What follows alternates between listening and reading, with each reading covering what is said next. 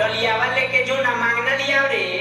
अब कितना गई बसन अभी 10 दुआरी जाए के बाद सांझ के रामायण देख के जाए के बाद भाई उठाव ना डलिया बा जो ना मांगना लिया कौन है कि भर डलिया चाउर दी हन ना तो बिहान से अइबो ना करेम सन मान लिया जो छूट जल्दी चल ना फलना चाचा का दरबार पर ना तो बिहान से फिर बड़ा दिक्कत हो जाई कह दिया राम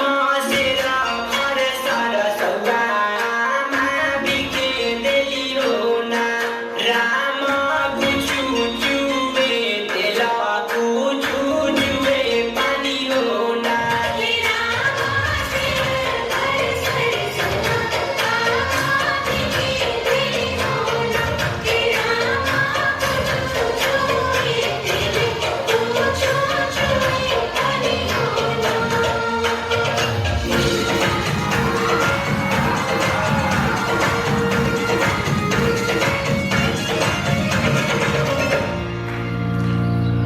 कहिए बाबा से कि ये 10 रुपया दी ना तो दिक्कत हो जाई उनका पुतवा के नाम धो के उनका पुतवा के नाम धो के गइए बबीतवा कहिए कि 10 रुपया दो